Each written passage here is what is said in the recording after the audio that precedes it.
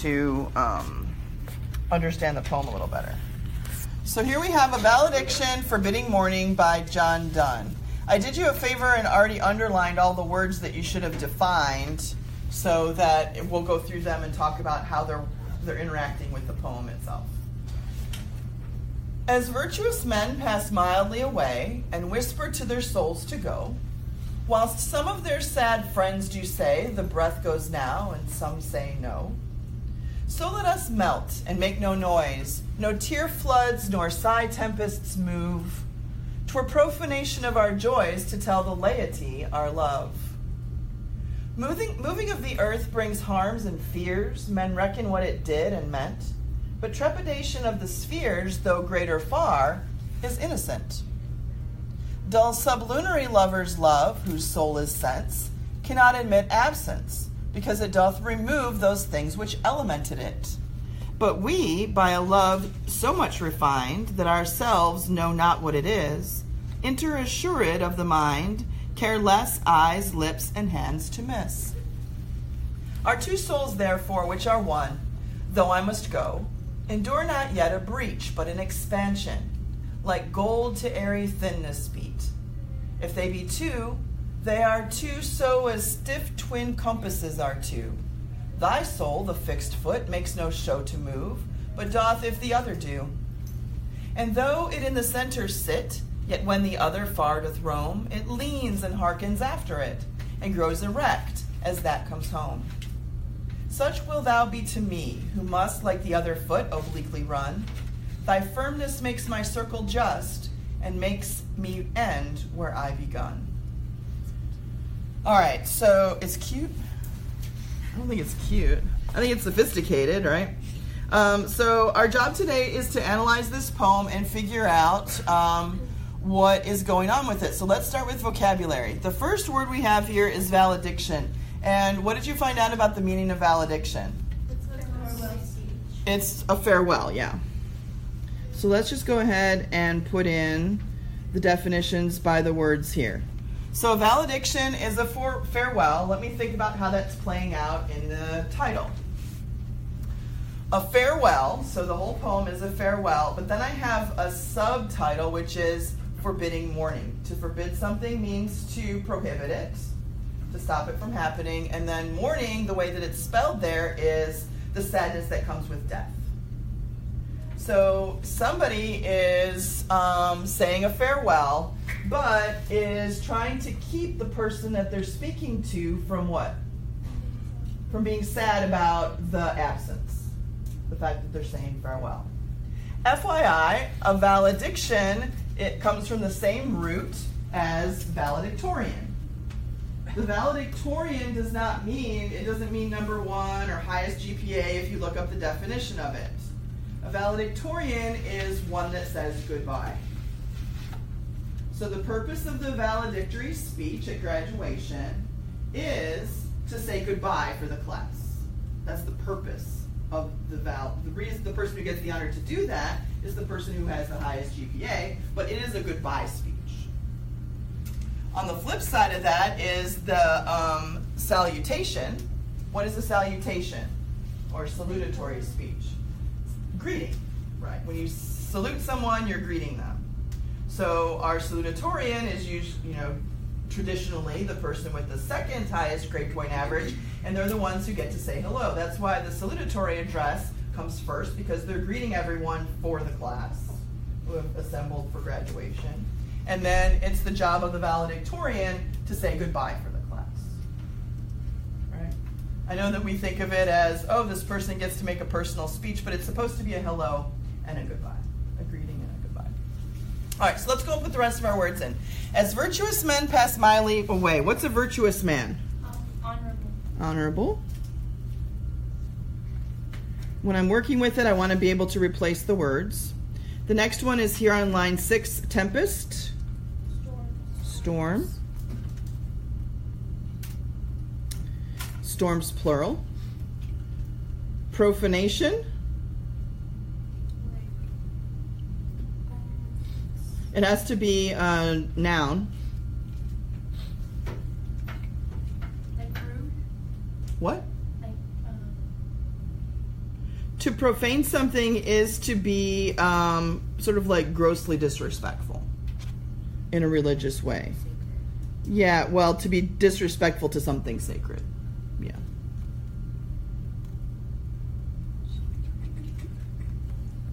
It's not just regular disrespect. Because wouldn't you agree that there's a difference between, you know, me getting after a kid in the hallway and he flips me off? That's disrespect. But there's a difference between that and somebody having sex on the altar of the church. Right? Like, that is supremely disrespectful. Yeah. So there's a difference. And so something profane, that's where we get the word profanity. Right? So it's something that's really, you know, horrible. And laity? The people in the church who are not the people. Right, regular people. Like the public, yeah. Reg peeps. I'm sure that's what John Donne meant. The public. Not the priests or the nuns or the ministers or whoever. The laity. They'll call them lay readers sometimes. People who are going to go up and read the gospel in the Catholic Church, they call them lay readers. Number 10, reckon. Believe. Believe or figure. Like if I say, I reckon y'all did your homework. Yeah.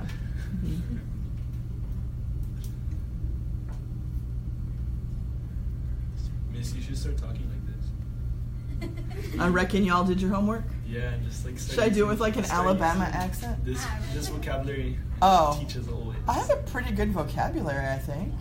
Use your highest. Oh, do you want me to elevate it? Yeah. Criticism noted. I will endeavor to challenge you all with my voracious vocabulary. Today's not a good day for it. I had like 2 hours of sleep. Cut me some slack. Trepidation.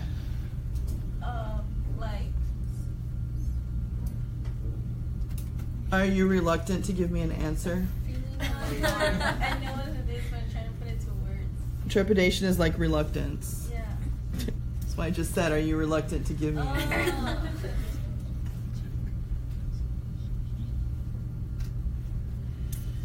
Sublunary. You can figure that one out without looking it up, because lunar refers to the moon. Sub means below. So sublunary means people on the earth, right? Not celestial bodies, but instead sublunary people, so like human people.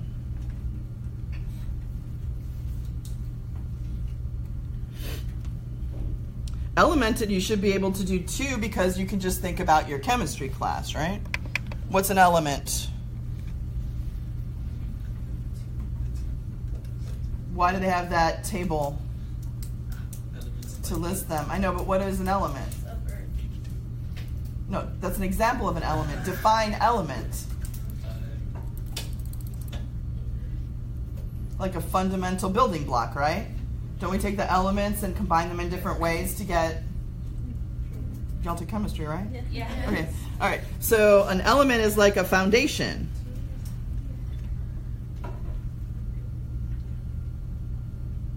Or, you know, like a building block, like a key piece. Refined. Yes, but it's to rarefy. Compose works, but compose can also work just to create. Refine means to make something better, to improve it, to make it more rare. If I asked you to go back and refine your essay, I'm asking you to improve on it, right, and to make it better. Assured. Now, this assured on line 19 is, it's got a diacritical accent, so I'm going to pronounce that assured, because in English we don't usually see those accents. When they're there, it helps us to pronounce the word properly, just like in Spanish or any other language. And it's part of another word here, so we'll have to consider those aspects. But to be assured means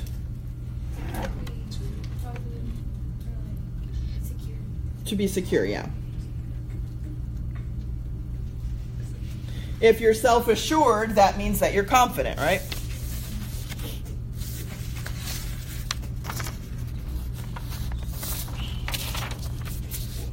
Next up is breach. Yeah, gap. When I'm doing this, so if you're working through a poem and you're looking up words, I think one of the key things to do is to try to use synonyms instead of long definitions. If you look up a long definition, I feel like, I don't know, whenever I was in school and the teacher would say, write out everything in the dictionary on this word, I always felt like she's just trying to keep me busy.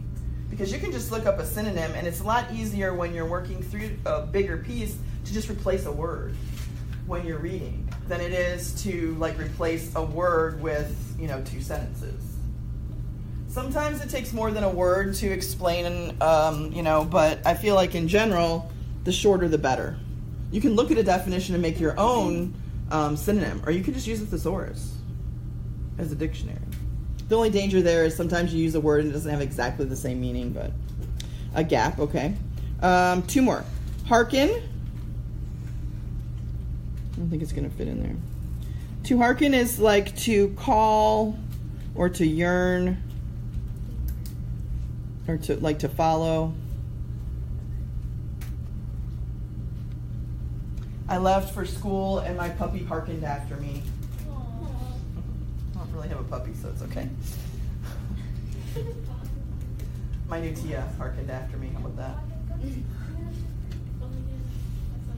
My new Tia is not pregnant. She's like 68.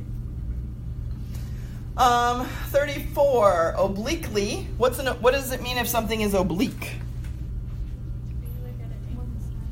Yeah, on the side or an angle.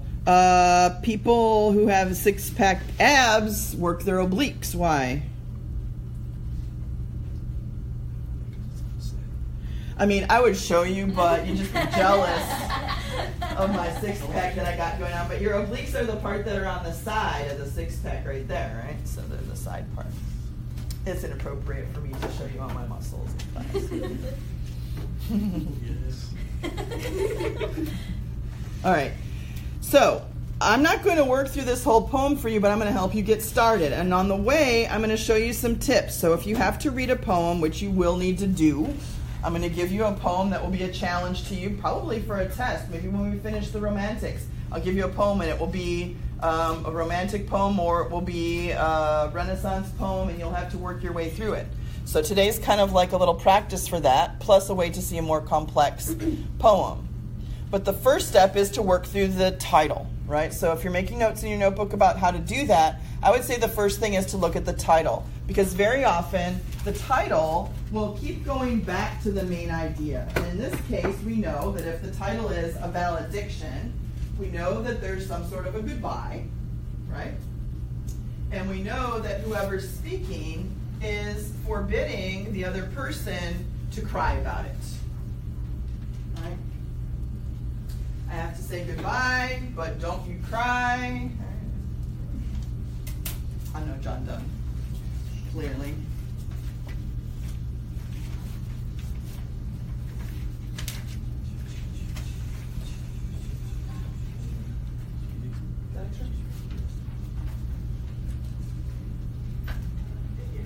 So let's go through the poem.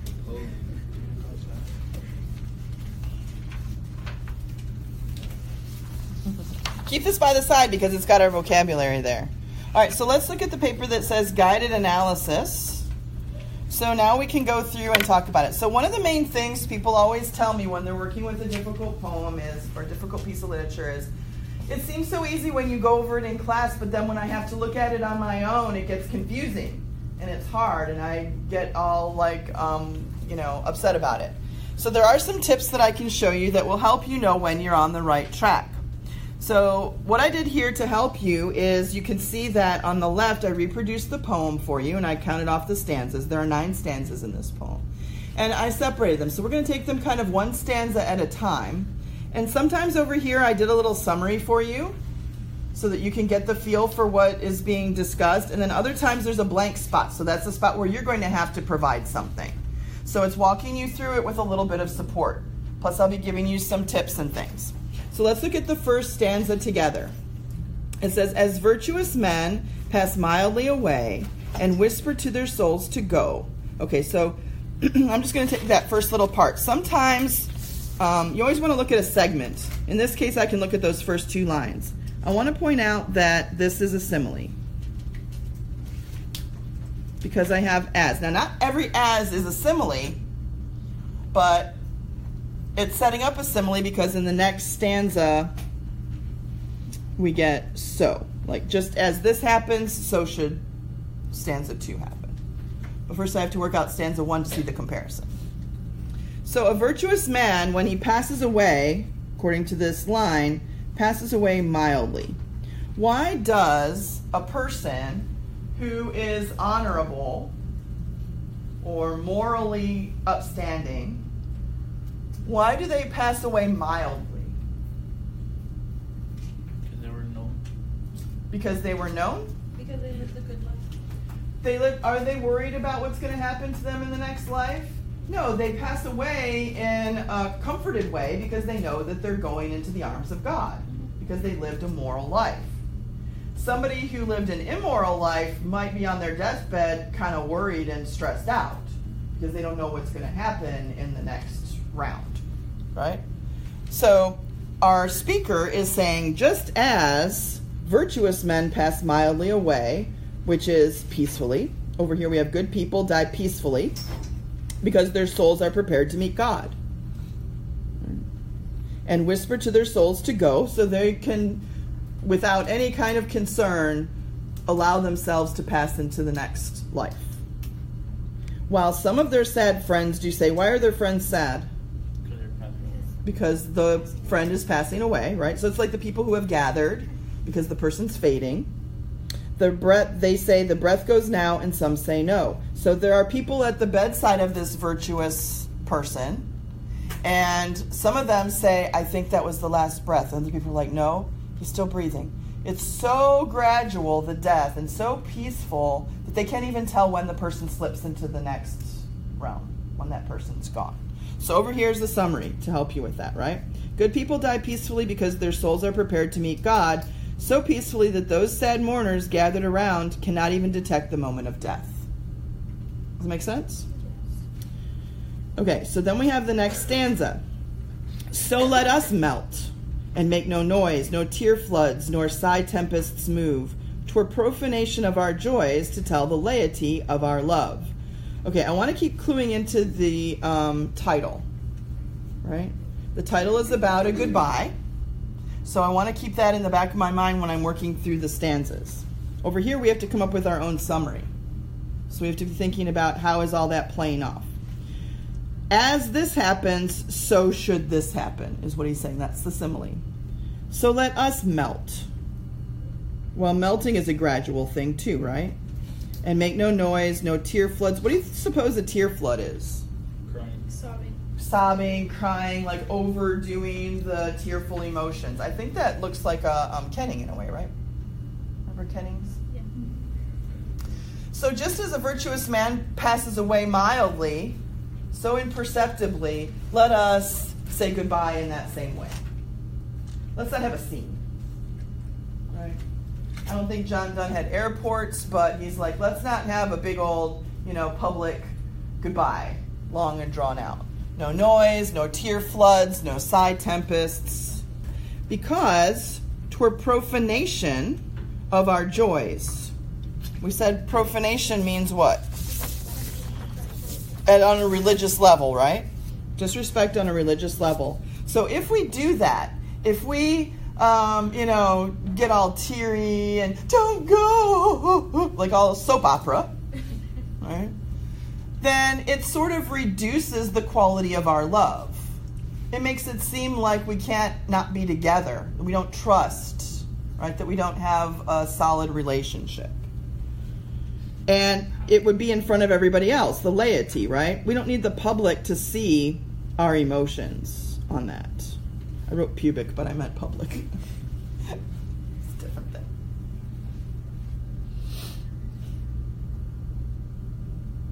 I think that relates to today because we have social media where people have to put their whole relationship on social media. And a lot of times it's TMI, right? Like, I was friends with a former student on Facebook once, and I had to see a picture of her shaving her boyfriend's butt. Do you really think, and it turns out that her boyfriend was my student too at the time. I didn't need to see that, right? Like, why is that even on social media? How am I connecting that up with John Donne? Because those private moments are private moments. Those times that you have emotional situations with the people that you love, whether it's a romantic relationship or just a family relationship, those are private things. Those are emotions that are kept to yourself. But nowadays, it doesn't happen like that, right? Some people put their whole relationship out there. And he's saying that changes the sanctity and the sacredness of our relationship if other people see that. It's like opening up your deepest emotions that you share with that person for everybody to see. And he said that takes away the sacredness of it. So let's see if we can do a little summary over here. Let's see. I want to make sure I get the simile in there. So I'm going to say, like that death. This is on stanza 2. The virtuous men.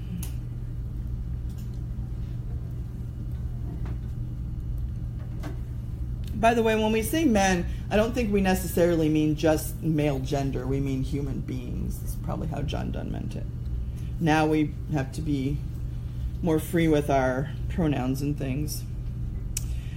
Just like that death, virtuous men, let us say goodbye.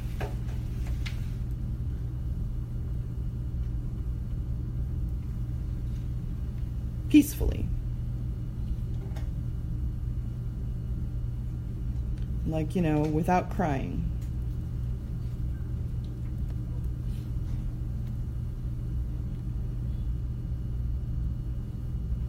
I have to do this part right here because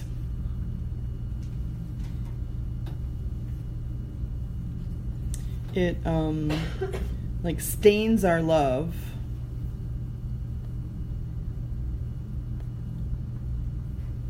to show that to the public.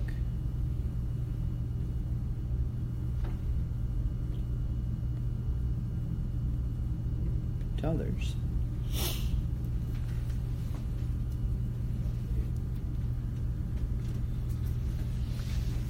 So, how do I know that I'm on target with that? Because I'm not going to do the whole thing for you. I'm going to do maybe this next one here, and then the rest of them are going to be, for you to work on. How do I know that I'm on track? I could be coming up with whatever seemed to hit me. But then I'm going to run into a stanza where that doesn't continue to work. So one of the ways that you'll know that your interpretation of a difficult piece of literature is on track is because it will start to fit in with the other things that you've already discovered. If you have to make it fit, it's like a puzzle in a way, right? If you're doing a jigsaw puzzle, how do you know that it's going right? It looks like the picture. It all works together. But have you ever done a puzzle like with a little kid? They want to jam the pieces in anywhere where it looks like there's a piece that would fit, even if it doesn't match up with the picture. And that's how sometimes people are with poetry. I want to make that fit, so I'm just going to come up with whatever comes to my mind. But because this idea here goes with the title, A Valediction Forbidding Mourning, this directly relates to that title, right? I don't want you to cry. I don't want you to make a big deal. Like, I want you to be strong about this separation that's happening. I can see how that's playing out in both of these places. And the fact that this is a simile comparing this situation to this situation. So I'm pretty confident that I'm on track when I start to see the same idea supported throughout my interpretation. If my interpretation starts to go wrong and I have to make it fit, I need to stop and go back and see what was wrong with my original interpretation. Does that make sense? It's more work, but it's not a puzzle that doesn't look like anything by the time you're done. Okay, so that's one tip. Let's look at stanza 3. Anything you want to talk about with stanzas 1 or 2? Is it making sense so far? Okay, because it's going to get a little more complex.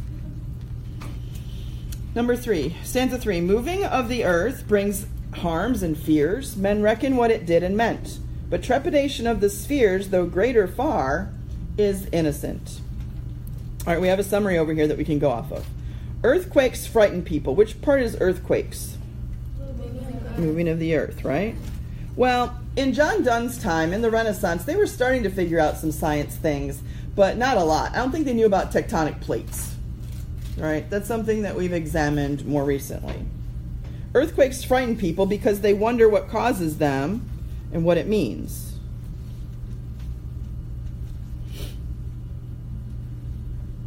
But trepidation of the spheres, that's the heavenly bodies, but the movement of planets and stars and things that we see in the sky, we don't worry about that, do we?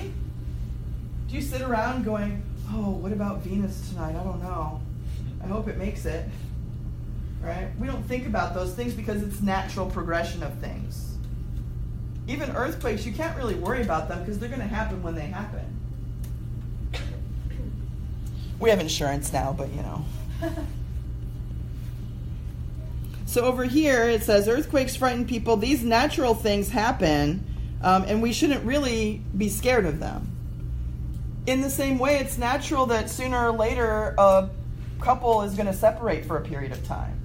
I'm going to have to go do something. You're going to have to go be with your family. There's going to be a separation. It's natural. It's not a huge upheaval. You don't have to worry about it like we worry about the planets. You know, it's just going to happen. It happens for good reasons. And it's innocent. It's not going to harm us. So there's an implied metaphor here, right? It doesn't come right out and say, just like people when they're in love. It's suggested. If we don't worry about the heavens, and we don't worry about when an earthquake's going to happen, let's not worry about a problem in our relationship when there is none. All right, the next one, we need to supply the summary. Dull sublunary lovers' love, whose soul is sense, cannot admit absence. Let's deal with that first part up to the comma. Sublunary, we said, meant human, like faulty people. Humans are not perfect. Even if the universe has a perfection to it, human beings are not. And lovers are focused on the senses, right? Proximity, feelings. Touching, seeing. I don't think that makes as much sense to us because we have technology, right? If your husband is going to be gone for 6 weeks at a business thing or training or something, you can FaceTime every night. I think we lose that sense. What if there were no letters, no phones, and that person was going to be gone for 6 weeks? Or think about the military. Somebody joins the military, they don't get to communicate like that in basic training. Right? So what would that be like? To not be in touch with your boyfriend, girlfriend, whatever for 6 whole weeks at all. Maybe an occasional written letter that you get a week after they wrote it. It's weird for us because we're so used to the automatic technology. But of course John Donne wasn't. So he says human beings rely on that physical sensation of being together. Right? I can grab your hand if you're scared. Right? I can see you and we can look into each other's eyes. But if we're separated, then we can't, and that makes it a little more challenging to be apart. Because human beings rely on their senses. It's hard for us to deal with or admit absence because it doth remove those things which elemented it. How do people fall in love in the first place? Yeah. Well, it probably starts with looks, right? Like you have to be attracted to the person. Right? On the most basic level, you have to be attracted to them in some way. Physically or through conversation, mentally, whatever. You have to be able to see, touch. I'm not going to go into all the senses here. All right. Smell. You get it. those things that build the love are taken away when the person is absent from you. Right? If you're used to that proximity. And so it's hard for us to be absent from one another. Let's write the summary over on the side. You don't have to write the same summary that I do. You don't have to be a copycat, but you can. Regular people have trouble saying goodbye.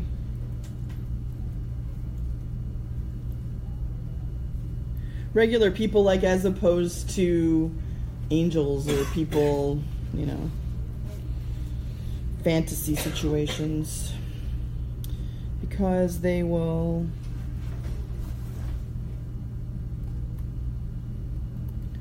be without the sensations, the physical sensations of the love. Reassurance.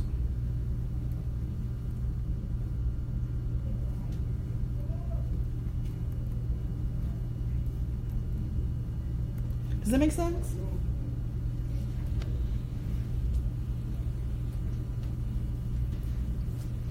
Even if I'm just having a bad day, I've got a husband at home that can listen to my bad day. You can hold my hand, you can take me out to dinner, buy me diamonds, you know, whatever.